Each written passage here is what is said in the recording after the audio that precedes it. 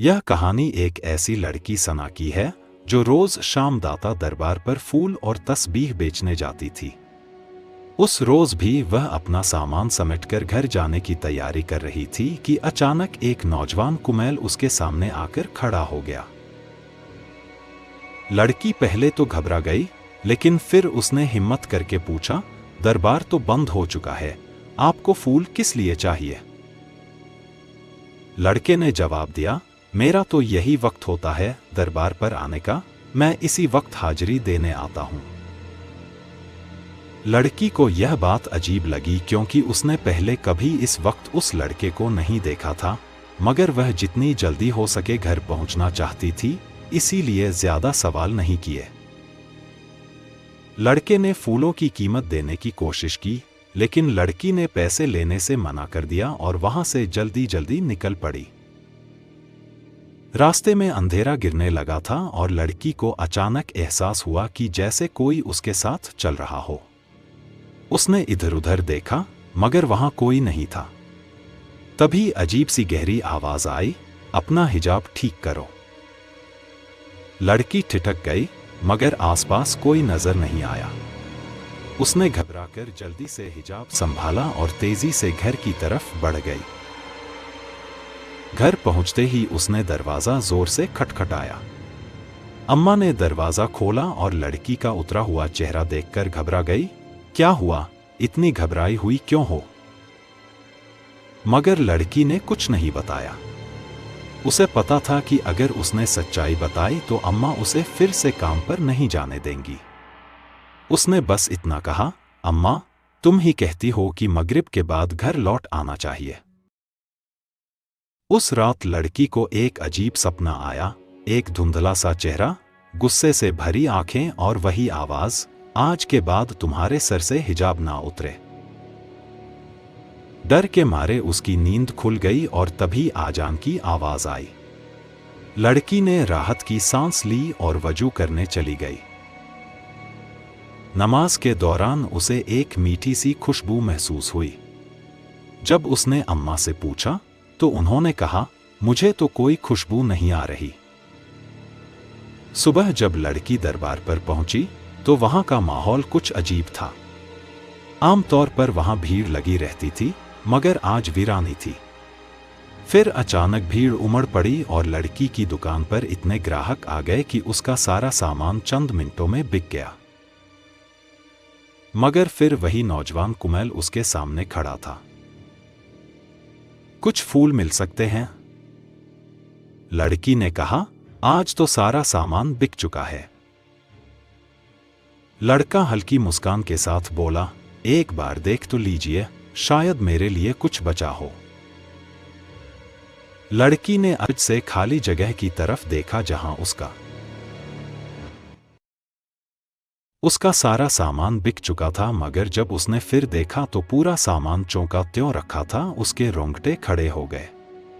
यह कैसे मुमकिन था? लड़का मुस्कुराया और कहा, अब तो फूल दे देंगी ना? लड़की, सना, ने चुपचाप फूल निकालकर उसे दी। जाते जाते लड़के ने एक बात और कही, हर बात पर परेशान मत हो जाया करो और तुम्हारी अम्मा जहां शादी करने का कह रही हैं, वहीं कर लो, तुम्हारे लिए बेहतर होगा। लड़की सन खड़ी उसे जाते हुए देखती रही। यह शख्स आखिर कौन था? वह इतना कहकर वहां से चला गया, लेकिन सना सुन अपनी जगह पर खड़ी रह गई। उसके जहन में बस यही सवाल घूम रहा था कि आखिर उसे यह कैसे मालूम हुआ कि आज उसके रिश्ते वाले आ रहे हैं। उसने अपने जहन से इस बात को झटका दिए, अपना सामान उठाया और घर की तरफ बढ़ने लगी। रास्ते भर उसके कानों में एक ही आवाज गूंजती रही, कुमैल जिन, कुमैल जिन। जब जब यह नाम पुकारोगी तुम्हारी मदद हो जाएगी। एक अजीब सा खौफ उसके वजूद पर तारी था। वह समझ नहीं पा रही थी कि यह सब क्या माजरा है। आखिर यह कुमैल जिन कौन है? उसे इस पर तज भी हो रहा था, मगर डर उसके जहन पर हावी था। वह जल्दी से घर पहुंची। घर पहुंचते ही देखा कि मेहमान आए हुए थे। अम्मा ने उसे आवाज दी, मेहमान आ चुके हैं, जल्दी से कपड़े बदल कर आ जाओ। मेहमानों की खबर सुनते ही वह सब कुछ भूल गई। वह कमरे में गई और जल्दी से कपड़े बदलने लगी। जब वह मेहमानों के सामने आई तो नजरें झुकी हुई थी। तभी एक औरत की आवाज आई, यह तो बहुत खूबसूरत है। उसके चेहरे पर हल्की मुस्कान आ गई। वह औरत फिर बोली, सना, कैसी लगी? कुमैल जिन यह नाम सुनते ही सना के दिमाग में जैसे बिजली कड़की। उसने झटके से नजरें उठाईं और सामने देखा तो हैरत से उसकी आंखें फटी की फटी रह गई। वही लड़का जो हर रोज मगरिब के वक्त दुकान पर सामान लेने आता था, उसके सामने बैठा था। वह स्तब्ध रह गई। उसकी जुबान से अचानक निकल पड़ा, अम्मा, यह तो वही लड़का है, अम्मा। और मेहमान हैरत से उसकी ओर देखने लगे। अम्मा ने हैरानी से पूछा, कौन लड़का? सना। सना कुछ कहने पाई, उसकी धड़कनें तेज हो गई थी। वह अपने मन को समझाने की कोशिश कर रही थी कि यह वही शख्स कैसे हो सकता है। यह वही था जिसने कल रात उसे कहा था, हर बात पर परेशान मत हुआ करो और जहां अम्मा कह रही है वहां शादी कर लो। कुमैल हल्के से मुस्कुराया और बोला, सना, अब तो तुम मुझे पहचान ही गई हो। उसकी इस बात पर सना का खून जैसे जम गया। उसने किसी तरह खुद को संभाला और बोलने की कोशिश की, तुम कौन हो? कुमैल जिन ने उसकी आंखों में गहराई से देखा और कहा, मैं वह हूं जो तुम्हारी हर पुकार पर तुम्हारे साथ होगा। जैसा कि मैंने कहा था, जब भी तुम कुमैल जिन पुकारोगी तुम्हारी मदद हो जाया करेगी। सना की सांसें तेज हो गई, उसके हाथ पैर ठंडे पड़ गए। उसे अब समझ आ रहा था कि पिछले कुछ दिनों से उसके साथ जो भी हो रहा था वह कोई आम बात नहीं थी। वह सोचने लगी, क्या यह इंसान है भी या नहीं? अम्मा और बाकी घर वाले कुछ समझ नहीं पा रहे थे। उन्होंने इसे एक आम रिश्ता समझा था, लेकिन सना की हालत देखकर अम्मा ने धीरे से पूछा, बेटी, क्या हुआ? तुम इतनी घबराई हुई क्यों हो? सना ने जवाब देने के लिए मुंह खोला, मगर शब्द गले में अटक गए। उसकी आंखें कुमैल जिन पर टिकी हुई थी, जो अब भी उसी रहस्यमयी मुस्कान के साथ उसे देख रहा था। उस लड़के की मां तुरंत बोली, बेटा, तुम किसी और की बात तो नहीं कर रही? क्या तुम्हें कोई और पसंद है? सना घबराकर झट से सिर हिला दी, ना, नहीं, ऐसी कोई बात नहीं। उस औरत ने मुस्कुराकर कहा, तो ठीक है, हम आज ही शादी की तारीख पक्की कर देते हैं। हमें जल्द से जल्द शादी करनी है। हमारा एक ही बेटा है और हमें उसकी शादी का बहुत अरमान है। अम्मा भी मुस्कुरा दी, मेरी भी बेटी सबसे बड़ी है। मैं भी उसकी शादी के लिए बहुत सोच रही थी। लेकिन सना के दिमाग में अब भी वही आवाजें गूंज रही थी, कुमैल जिन। उसका दिल कह रहा था कि यह कोई मामूली बात नहीं, लेकिन आखिर यह माजरा क्या था वह समझ नहीं पा रही थी और अजीब सी कशमकश में थी। उसे ख्याल आया कि क्यों ना वह अपने रब से मदद मांगे, लेकिन इस वक्त घर में सब जाग रहे थे। उसने फैसला किया कि तहज्जुद के वक्त दुआ करेगी। सुबह जब उसकी आंख खुली तो वह उसी कमरे में चली गई जहां कोई आता जाता नहीं था। अम्मा ने वहां घर का गैर जरूरी सामान रखा हुआ था।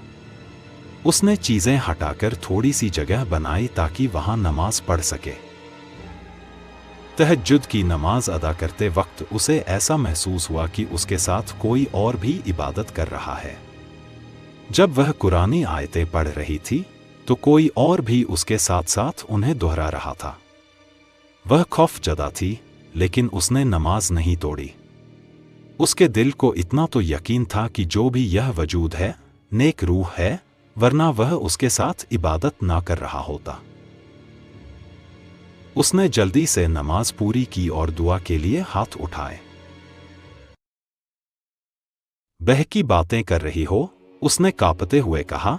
अम्मा, वह इंसान नहीं है, वह जिन्न है, उसने खुद बताया।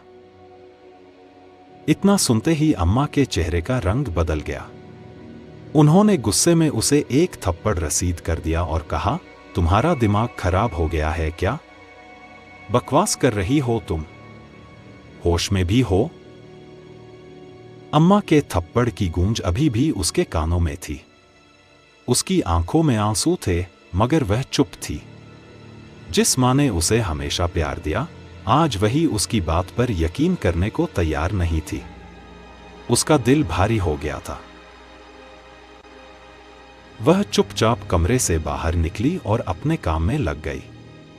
मगर उसके जहन में बस एक ही सवाल था, आखिर कुमैल चाहता क्या है, वह कौन था? सबसे ज्यादा तकलीफ उसे इस बात की थी कि अम्मा ने उसकी एक भी बात पर यकीन नहीं किया। अभी वह इन्हीं ख्यालों में गुम थी कि अचानक किसी ने उसके सामने चंद हजार रुपए रख दिए। उसने हैरत से उन पैसों को देखा और जैसे ही नजर उठाई, उसका गुस्सा 7वें आसमान पर पहुंच गया। सामने कोई और नहीं बल्कि वही था कुमैल। वह गुस्से से खड़ी हुई और झटके से उसका गिरेबान पकड़ लिया। तुम चाहते क्या हो? तुम हो कौन? चले जाओ यहां से, आइंदा के बाद मुझे अपनी शक्ल भी मत दिखाना। मगर कुमैल उसकी बात पर सिर्फ मुस्कुरा दिया। उसकी आंखों में अजीब सी चमक थी, जैसे वह हर चीज पहले से जानता हो। सोच लो, तुम्हारी अम्मा तो मुझसे ही तुम्हारी शादी करना चाहती है। और हां, एक बात और, आइंदा के बाद उनसे कुछ कहने की जरूरत नहीं है, वरना जिस तरह आज उन्होंने मेरे इशारे पर तुम्हारे साथ रवैया इख्तियार किया, वैसे ही वह आइंदा भी करेंगी। मैं उनकी आंखों पर पट्टी ही ऐसी बांध दूंगा कि उन्हें कुछ दिखाई ही नहीं देगा। उसके लहजे में नरमी थी, मगर शब्दों में एक अजीब सा डर समाया हुआ था। साना के पैरों तले जैसे जमीन खिसक गई। तुमने मेरी अम्मा को कुछ किया है, उसकी आवाज कांप गई थी। कुमैल ने उसकी आंखों में झांका और हल्की के साथ कहा, तुम्हारी अम्मा सिर्फ तुम्हारी मां नहीं है, वह मेरी भी मां है। बस अब तुम्हें यह मान लेना चाहिए कि तुम्हारा और मेरा रिश्ता पहले से ही तय था। तुम्हारे इनकार करने से कुछ बदलने वाला नहीं है। साना, यह बात जितनी जल्दी समझ जाओगी उतना ही बेहतर होगा।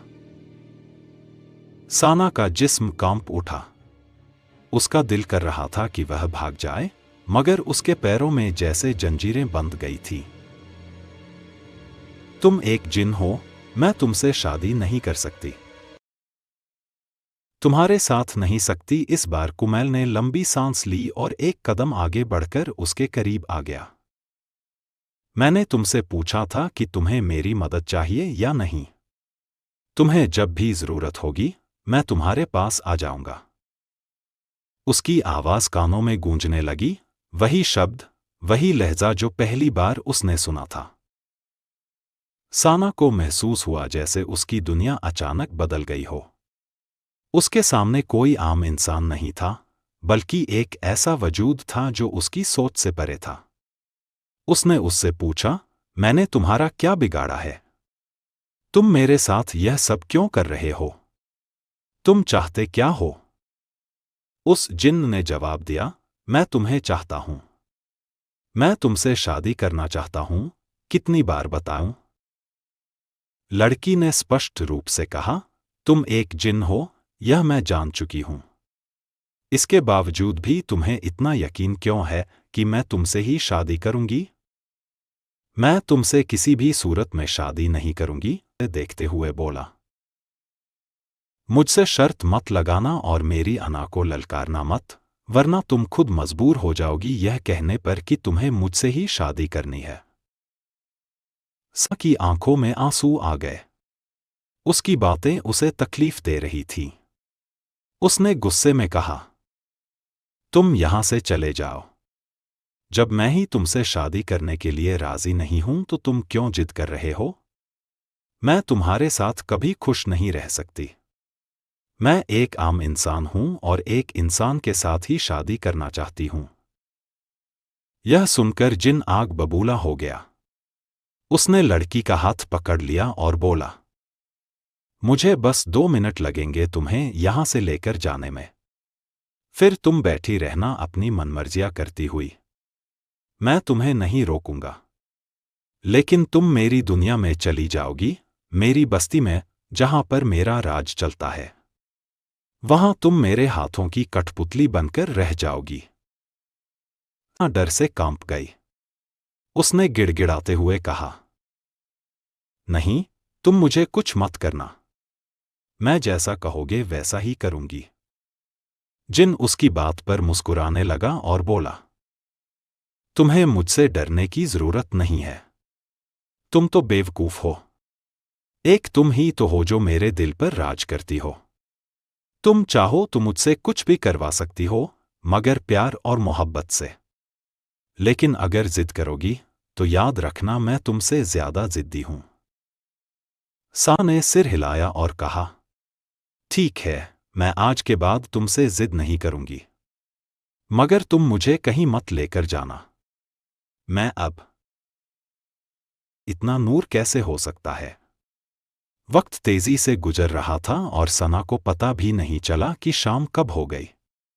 अचानक उन बुजुर्ग ने उसकी ओर देखा और मुस्कुराते हुए बोले, बेटी, तुम कौन हो? तुम तो बहुत खूबसूरत हो। ऐसा लगता है जैसे परिस्तान की शहजादी हो, किसी दूसरी दुनिया से आई हो। सना मुस्कुरा पड़ी और बोली, मैं भी यही सोच रही थी कि शायद आप भी किसी दूसरी दुनिया से हैं। बुजुर्ग हंसते हुए बोले, तुमने बिल्कुल सही पहचाना। तुम में वो ताकतें मौजूद हैं जो दूसरी दुनिया से आए लोगों को पहचान सकती हैं। मैं भी रब की ही मखलूक हूं और मैं यहां अपने बेटे कुमैल जिन की माफी मांगने आया हूं। मांग रहा है? बुजुर्ग की बातें सुनकर लड़की की आंखों में आंसू आ गए। शाहे जिन्नात आगे बोले, अगर तुम शादी के लिए हाँ कर दोगी तो हमारी बस्ती का बड़ा मसला हल हो जाएगा। हमारी बस्ती में एक नेक इंसान की जरूरत है, क्योंकि हमारी बस्ती पर एक बद्दुआ है और सिर्फ एक इंसान ही हमें इससे निकाल सकता है। बुजुर्ग ने उससे कहा, अगर एक इंसान की शादी किसी जिन्न ज्यादे से हो जाए तभी हमारी बस्ती बद्दुआ से पाक हो सकती है। बताओ बेटी, क्या तुम मेरे बेटे से शादी करोगी? क्या तुम हमें इस बद्दुआ से निकलोगी? लड़की यह सुनकर सन्न रह गई। उसे समझ नहीं आ रहा था कि वह इतनी बड़ी जिम्मेदारी कैसे उठा पाएगी। वह बोली, मैं इस काबिल नहीं हूं और ना ही इतनी बड़ी जिम्मेदारी उठा सकती हूं। मैं यह सब कैसे करूंगी? बुजुर्ग ने गहरी सांस ली और कहा, उसे उम्मीद थी कि शायद अब इस परेशानी का कोई हल मिल जाएगा। लेकिन क्या वाकई उसकी परेशानी खत्म होने वाली थी? जब उसने अपने हालात इमाम साहब को बताए तो वे भी गहरी सोच में पड़ गए। उन्होंने कुछ देर तक चुप रहकर सोचा, फिर बोले, तुम लोग जुमेरात की रात मेरे पास आओ, मैं देखता हूं कि इस मामले में क्या किया जा सकता है। सना ने घर आकर अपनी अम्मा से कहा कि वह कुछ दिन तक काम पर नहीं जाएगी। अम्मा ने हामी भर ली और कहा, कोई बात नहीं, हो सकता है कि ज्यादा काम की वजह से तेरा दिमाग थक गया हो, इसीलिए तुझे यह सब महसूस हो रहा हो। ने भी यही सोचा कि शायद यही वजह होगी, इसलिए वह अगले कुछ दिन घर पर ही रही। न वह कहीं गई और न ही अम्मा ने उसे जाने दिया। आखिरकार जुमेरात की रात आ गई। सना अपनी अम्मा के साथ फिर से इमाम साहब के पास गई। उन्होंने बैठने का इशारा किया और कहा, मुझे तुमसे कुछ जरूरी बातें करनी हैं। फिर वे गंभीर स्वर में बोले, तुम कभी किसी दरबार वगैरह गई हो? सना ने हाँ में सिर हिलाया और कहा, हाँ, मैं दाता दरबार के बाहर तस्बीह और फूल बेचती हूं। इमाम साहब गहरी सांस लेकर बोले, यही वजह है। वहां से एक कुमैल जिन्न तुम्हारे साथ जुड़ गया है। सना ने कांपते हुए पूछा, क्या? कुमैल जिन्न? इमाम साहब ने सिर हिलाया और कहा, अक्सर ऐसा होता है, खास तौर पर जब तुम दरबार से वापस आती हो। लेकिन घबराने की जरूरत नहीं है। मैं तुम्हें एक अमल बताता हूं जिसे तुम्हें 7 दिन तक करना होगा। ने बिना किसी झिझक के हामी भर ली। इमाम साहब ने उसे सूरज जिन का वजीफा बताया, जो सुबह तहज्जुद के वक्त करना था। हालांकि तहज्जुद के वक्त सना को अजीब सा खौफ महसूस होता था। उसे लगता था कि कोई उसके साथ खड़ा होकर इबादत कर रहा है। लेकिन उसने हिम्मत नहीं हारी और जैसे तैसे 7 दिन तक यह वजीफा किया। आखिरी दिन जब उसने वजीफा पूरा किया तो उसे महसूस हुआ कि उसके कंधों से कोई भारी बोझ उतर गया हो। उसे अजीब सा सुकून महसूस हुआ, जैसे किसी ने उसकी तकलीफ छीन ली हो। वह फौरन इमाम साहब के पास गई और बोली, मौलवी साहब, मैंने 7 दिन का वजीफा पूरा कर लिया है। इमाम साहब मुस्कुराए और बोले, अब 7 दिन तक सूरह रहमान की तिलावत करो। अपने पास एक पानी का गिलास रखना। जब सूरह रहमान मुकम्मल हो जाए तो 3 बार दिल में मोहब्बत के साथ अल्लाह कहना और फिर उस पानी को पी लेना।